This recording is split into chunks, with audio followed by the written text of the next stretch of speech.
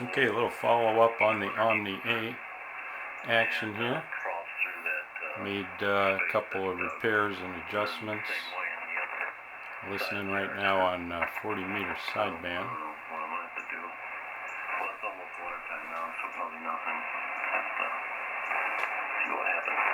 Both sidebands sound good, transmit and receive.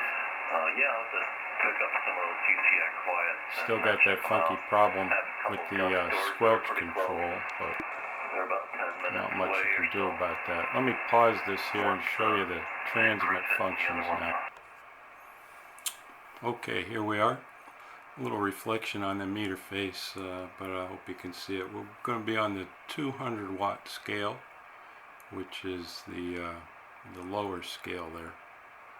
Right now I'm on 40 meters. I have a dummy load plugged in. I have the transmit drive turned all the way down and the ALC all the way up. And what we're going to do now is go into transmit and advance the drive, and you can see we're at about 100 watts out there on 40 meters. If I go back into transmit and adjust the ALC, it'll back off, and if I adjust the drive, it'll go all the way back down to 0. So the normal operating situation here is with the ALC all the way up, unless you're using an amplifier or something, and then the drive will be controlled by the drive control. So that's 40 meters. That's good. Let's go to I'm in the middle of the band, by the way. Let's go to 80 meters, and we'll go into transmit, same conditions, advance the transmit drive control, and we're just shy of 100 watts there, maybe 90, 95 watts. I don't worry about precise power measurements, you know, if it's in the ballpark, it's good enough. Okay, go to 20 meters, do the same thing. There's 75 watts. And again, it's perfectly controllable with the transmit drive control, which is good. So power's down a little bit, down to about 75 watts or so on 20 meters. Now 15 meters is the problem child. Let's go to 15, go into transmit, adjust the drive, only about 50 watts out on 15.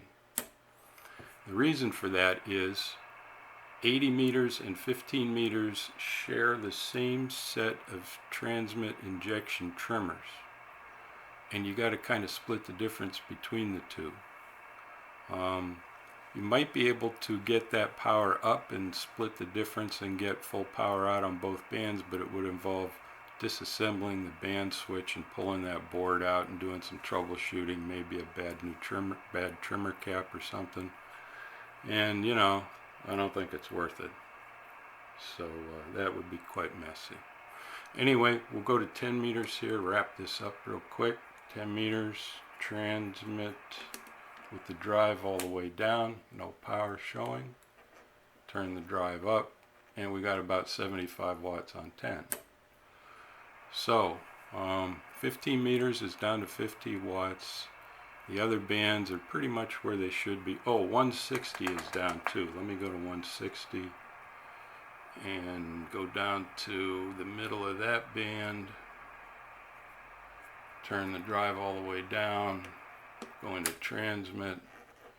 Turn the drive all the way up, and we're showing about 60, 65 watts is all on 160.